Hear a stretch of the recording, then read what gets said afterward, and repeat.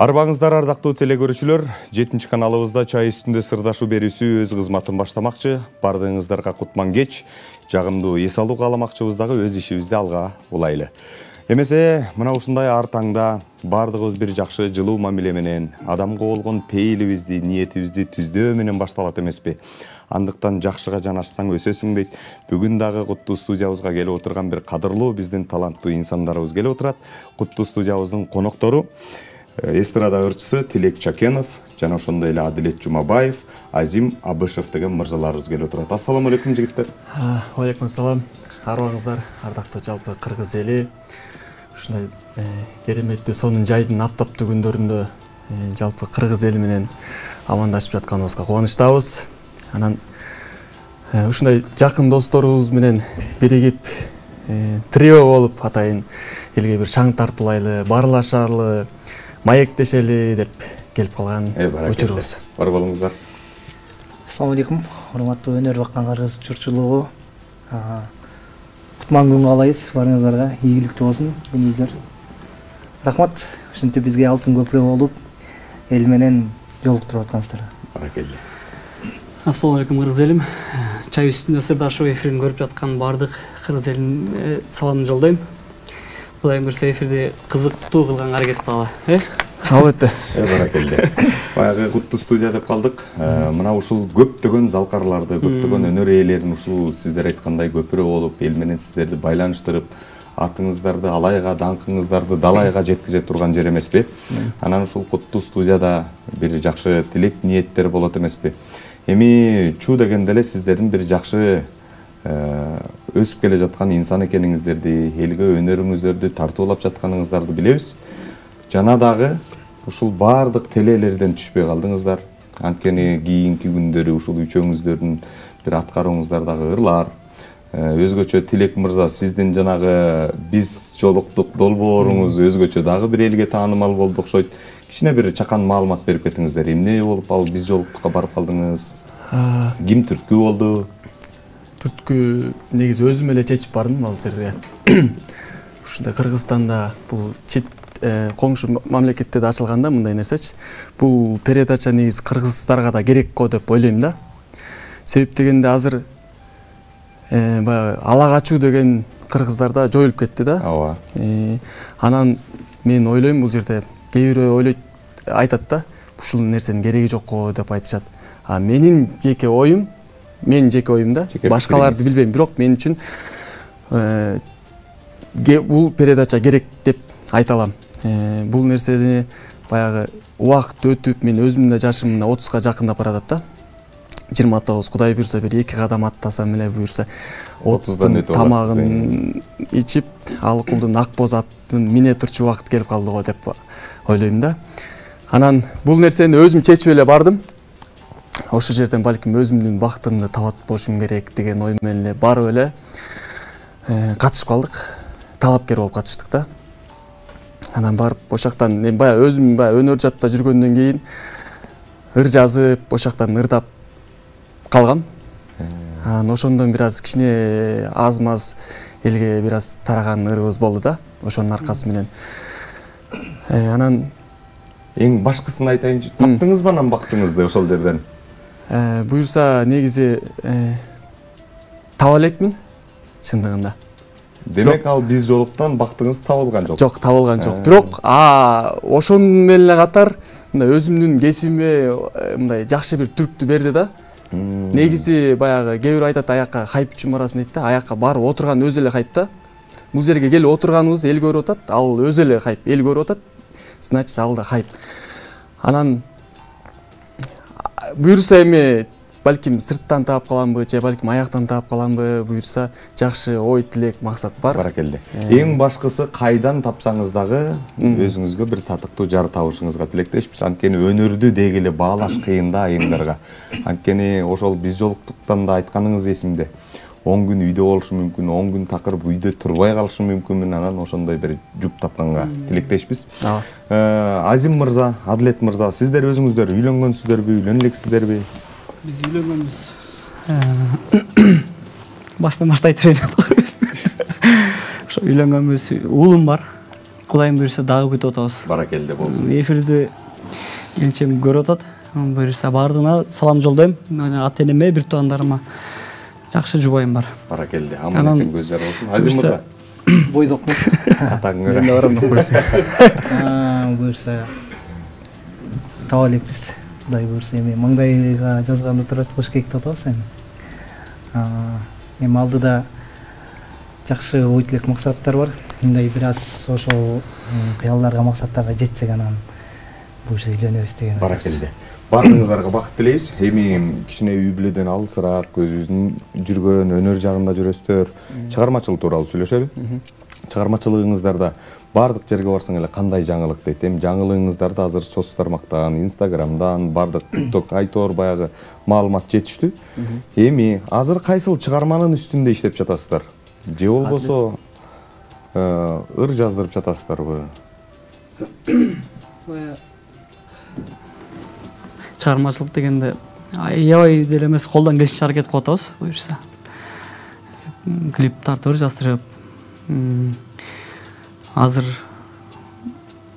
ушу бир 10 күн тегерегине аракет кылып атабыз. Бир клиптин үстүнө иштеп атабыз. Буюрса жакында буюрса көгүлдүр экранга, интернет блоктарга жүктөмө аракет кылабыз. Бул ошондо үчөөңүздөрдүн трио аттарбы же? Жеке өзүмдүкү. Баракелде. Булардын дагы ырлары бар. Булардыкы меникиден күчтүү да. Кымбатыраак ырлар да бар. Кымбатыраак, арзаныраак деп бөлүшүп да турасыздарбы? Айтпайт. Баракелде. Анда мүмкүн болсо бүгүн бир чай үстүнө атайын келип отурасыздар. Биздин кадырлуу телекөрүүчүлөрүбүзгө, сүйүктүүлөрүбүзгө сиздерден бир кымбатыраак ырларыңыздардан ырдап берсеңиздер. Бул чыгарма негизи кыргызга аябай эле кымбат болуш керек деп ойлойм да. Баягы биз аккордеон кармап, мына кыргыздын аспап эле болуп калды го, гитара дагы. Бияк Германиядан чыккан менен баягы кыргыз өзүбүзгө сиңирип, мындай өзүбүздүн аспап кылып алдык да. Албетте, анткени bunday аспабыбызды ырыспай атабыз баштаган инсандар улуу залкарлар кармаган аспаптардын бири. Анан баягы убакыт өтүшү менен баягы маңыздуу, маанилүү ырларга ыктап калат экенсиң да. Баягы сүйөм, күйөм деген нерседен уже алыстап, мындай жүрөккө жете турчу мындай ырларга ыктап калат экенсиң, мына мазмундуу, маанилүү, оор чыгармаларгачы. Биз дагы эми жаш өтүп атабы. Анан эски чыгармалардан баштабыз келип турат. Жарайт, келиңиздер. Сардарбек Жумалиев атабыздын Таң сыры деген бир керемет чыгармасын бир аткарып берели, бир колдон келишинче.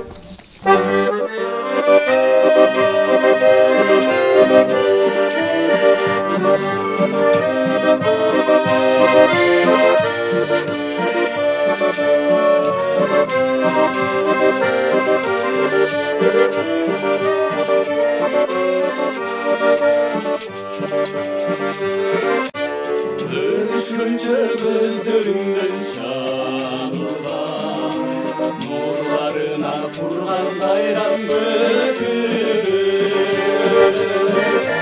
Tekimine güven sana şanılan dökülü çok bolluğuma öpülür.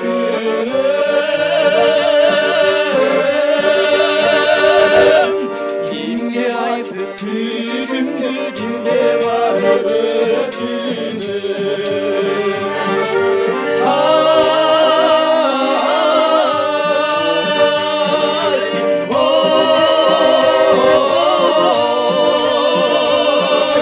Kimge var büyütünü, kimge var büyütür, kimge var öpünü.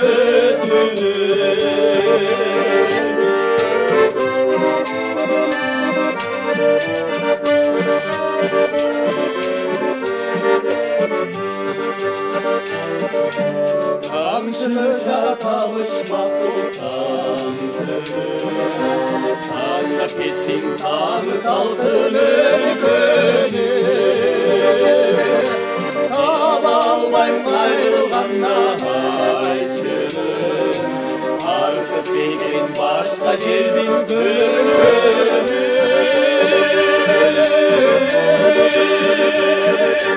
Armağızdan da bir gelirsin ağlar kolunu.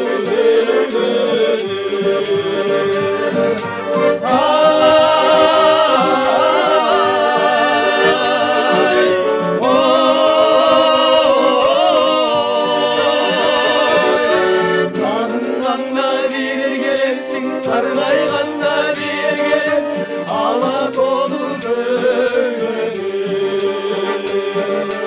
сагынганда бир келерсиң саргайганда бир келерсиң ала толу көргөнү ала толу көргөнү Баракелде, кыргыздын ушундай өнөр баккан жаш муундары дагы баягы учуубуз кур эмес десем болот. Сиздер инсандар өнөрдү баалап келатасыздар. Бардыгыңыздарга, талантыңыздарга таазим кылалы. Анан эми мүмкүн болсо бир араңыздардан экиден бир суроо узатайын. Сиздер ооба жок деп гана жооп берип турасыздар. Анан ошол суроо жоопту кичине талдап отуралы. Алгач ирет Адилет мырза, сизден баштасак, үй бүлөлүмүн деп калдыңыз, кичине болсо да баягы жашоодон тажрыйба алып калдыңыз да. Мен сизге суроо узатам, сиз ооба же жок деп гана жооп бересиз. Жубайыңызды алдап көрдүңүз беле? Ооба. Карызга акча алган күнүңүз болду беле? Болгон. Эң ыңгайсыз учур болду беле? Болгон. Баракелде. Эми ушул сиздин суроого токтоп кетели. Жубайыңызды алдап көрдүңүз беле десем, ооба деген жооп аткардыңыз. Кандай жерден алдоо болду эле? Кай жерден баягы айтпай турган учур болду эле?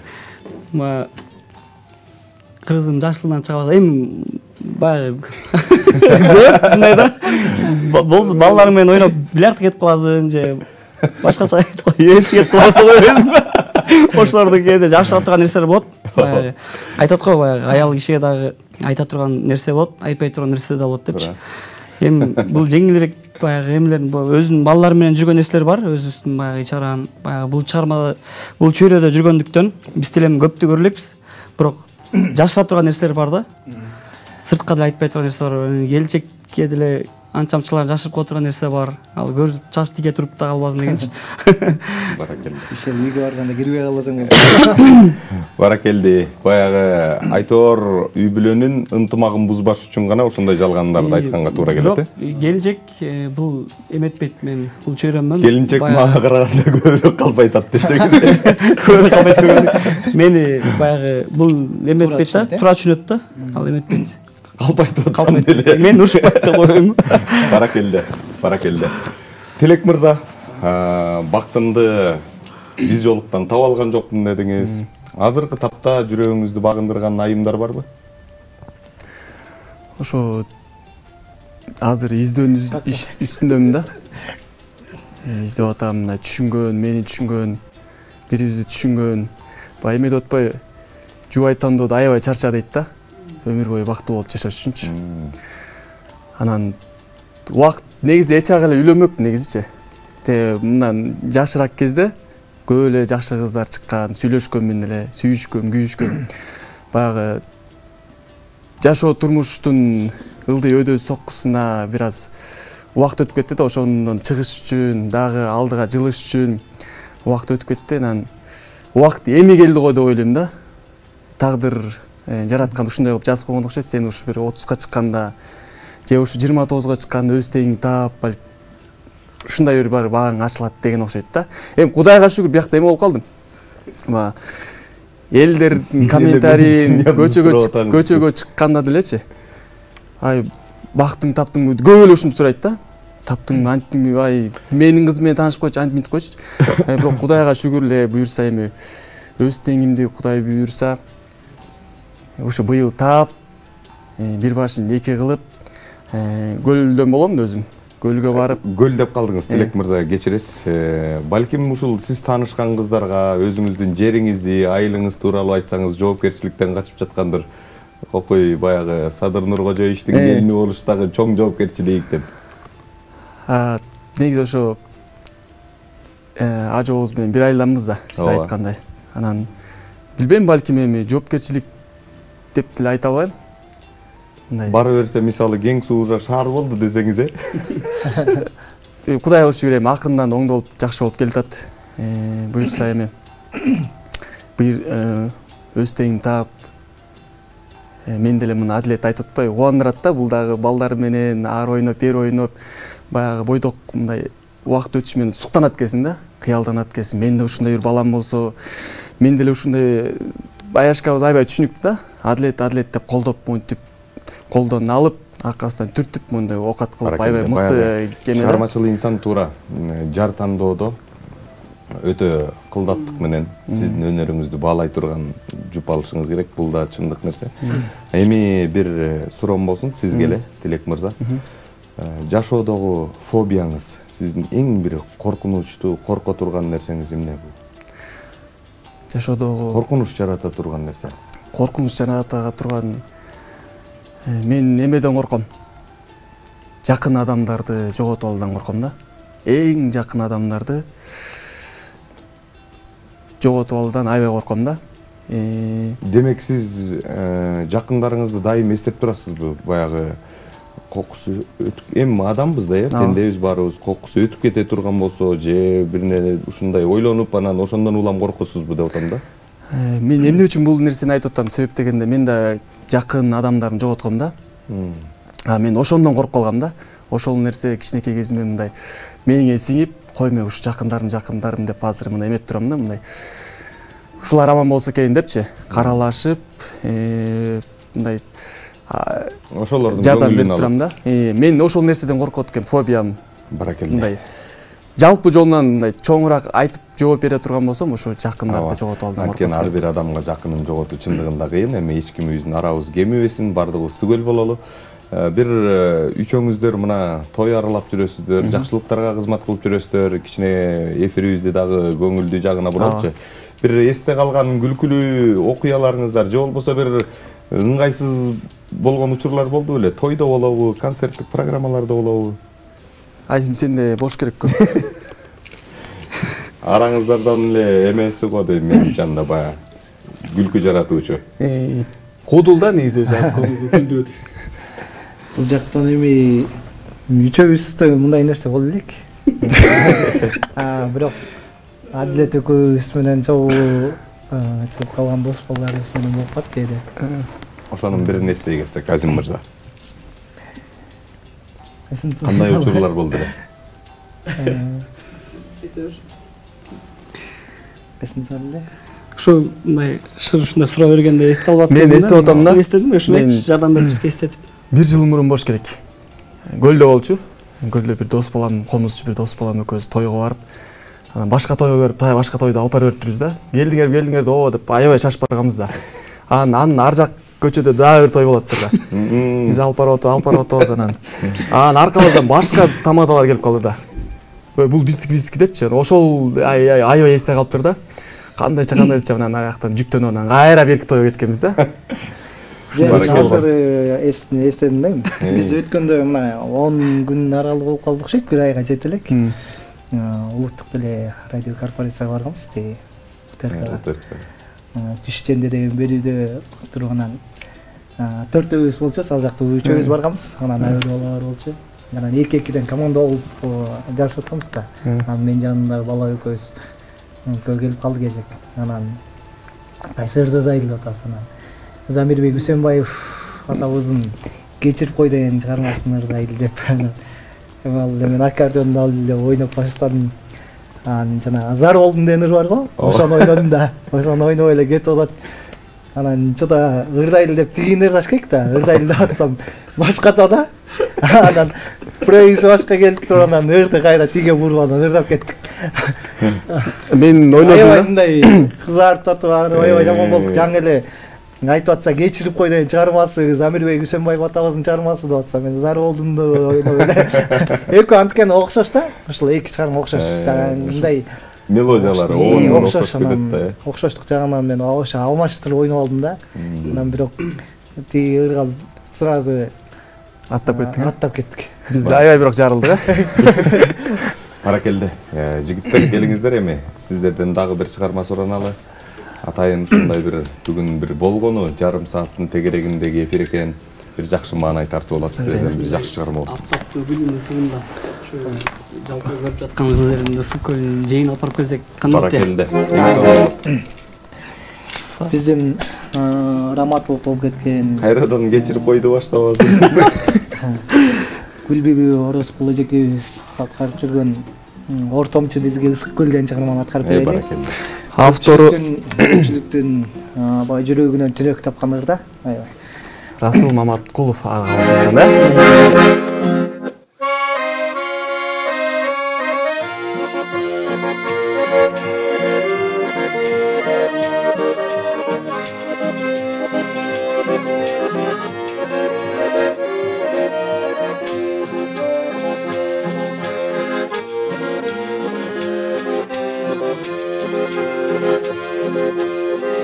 Öpülür gözün etinde Kayık tacını keçinde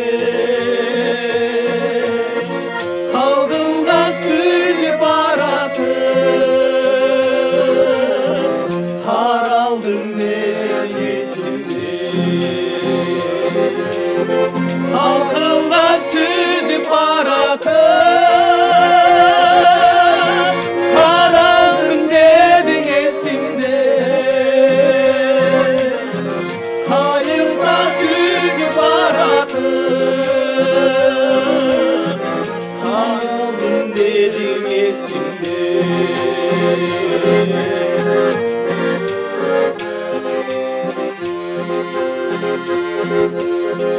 Geçegi gündür esimde Gelmedin güttüm eşimde Kaynasın hazır kaynasın Hüsümün güldün şeginde Kaynasın hazır kaynasın Gündürün gözün cebinde Kaynasın ağzı kaynasın Gündürün gözün cebinde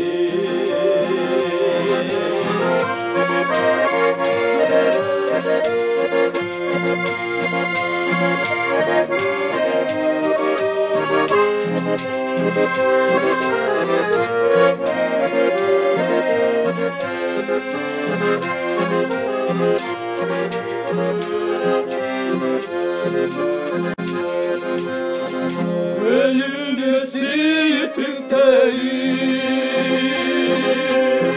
Mahar biz geçipteyi Ortancı baldı sıkı Suyuyor bizge güzeli Ortancı baldı sıkı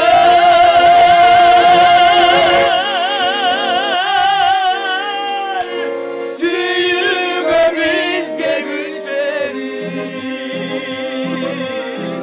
Ortancı baldı sıkı Suyuyor bizge güzeli Kaynasın ağzın kaynasın Elesin kurat esimde Elesin turat esimde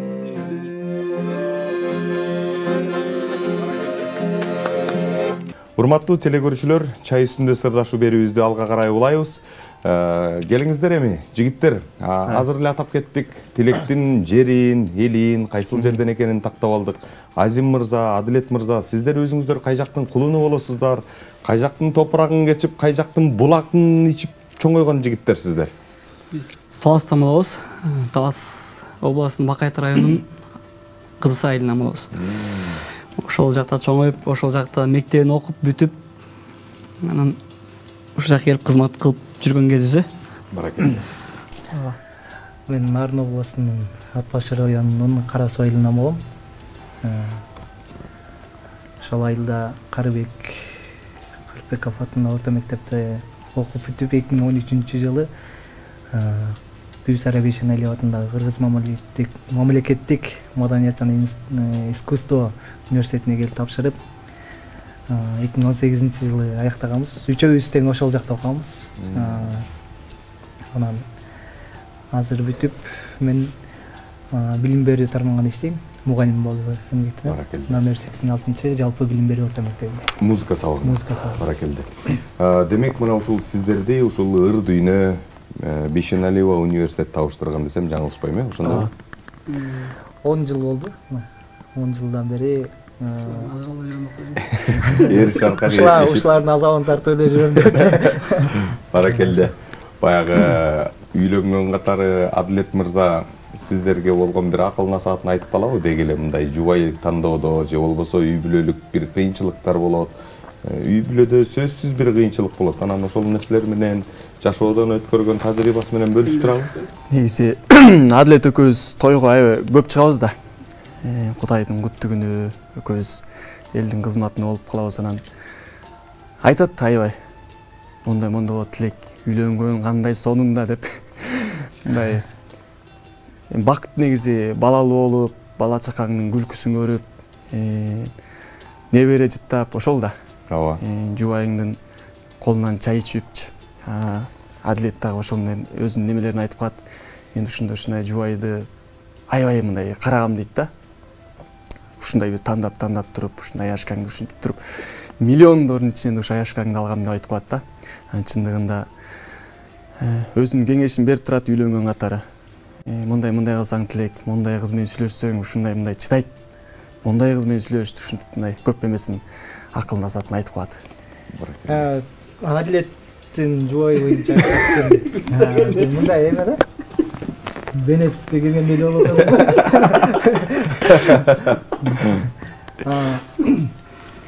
Негизи Адилеттин жубайы ошол биз окуган университетте окуган ал дагы. Демек өнөр жолундагы эле инсан экен да. Искусство адамы. Анан аяшкабыз негизи Адилеттин жумушун аябай эле жакшы түшүнөт. Ал дагы бул тармак менен бир аз болсо да аралашып калган. Анан биз баягы жана айтып аткандай биз кээде бир айлап жок болуп кетебиз, бир жумалап жок болуп кетебиз, эрте келебиз, кеч келебиз дегендей. Анан ошол маалда аябай түшүнүү менен кабыл алат. Бизге мындай башка үйлөнгөндөр башка тармактан алгандардыкы мындай кызганыч пайда болуп, силер тойго барсаңар ал жакта көпчүлүк менен жүрөсүңөр деген кызганычтар болот да. Анан Адилеттики болсо билет да ишинчи. Ошон үчүн мындай тоскоолдук жаратпайт иштегенге. Анан мындай ушундай өнөрдү баалаган адам жумушуңарды түшүнгөн жубай алгыла деп айтат да. Жок, өзүңөр түз жүрсөңөр неден коркосуңар да, мисалы. Эмнеден коркосуңар деп калдыңыз Адилет мырза, сизге суроо салып коеюн. Эми үй бүлөдө албетте идиш аяк кагышат, анда мында кичине келишпестик болот. Эми ар бир адам мүнөзүбүз бир келбейт экен да, топ келбейт экен. Жубайыңыздан коркосузбу же сыйлайсызбы? Жубайымдан коркпойм, сыйлайм. Эми мындай бизде деле баягы түшүнбөстүктөр болгон негизи. Жаңы баш кошуп, жаңы үй бүлө куруп, баягы мен студент кезде үйлөнгөм да, ал кезде. Анан кийин ошол кезде баягы эми кызыйт эмес экен да болчу. Турмуш уже аттангандан кийин оор түйшүктөр болот экен. Бир күндү бул жакта иштеп каласың, студентсиң, жумушка иштейсиң, көп нерсени башыңан бир аз өткүзүп коет экенсиң да ошол моменттечи. Ошол кезде баягы түшүнүү менен эметти, бирок баягы башында бир аз түшүнбөстүктөр болот да, бизде делечи. Конечно, бардык эле эме болот. Туура. Баш жагындачы баягы жаңы үйлөнүп баягы биз эметпей, көнбөй же. Бирок азыр эме да. Мага наоборот колдойт. Мени колдойт наоборотчу. Клип тарттыр, жаздыр. Не отурасың депчи, жалкоолдуң давай деп. Негизи эле өнөр инсан жалпоо келет экенбиз. Аны моюнга алыш керек. Бир иш майын чыгара жасап койсок, кийинкисин бир топтон кийин кылабыз. Эми адамга асыл убакыт дейт, алтындай убактыңыздарды бөлүп, мына ушул куттуу студиябыздан эл менен түзмө-түз байланышып, бир жакшы маанай тартуулап бергениңиздерге сиздерге терең ыраазычылык билдиребиз жалпы жамаатыбыздын атынан. Эмесе ардактуу телекөрүүчүлөр, сиздер дагы мына ушундай бир үстүбүздө жарашыктуу кийип турган костюмуңуздар керек болсо, азыр ар бир элибизде жакшылык тойлорубуз бар, жолугушуулар бар. Мына ушундай жерге Таев костюмга кайрылып, ошол жерден ушул костюмдарды алсаңыздар болот. А биз болсо чай үстүндө сырдашуу берүүбүздүн соңуна жеттик. Сиздер менен кийинки берүүдөн амандашканча сак саламатта болуңуздар.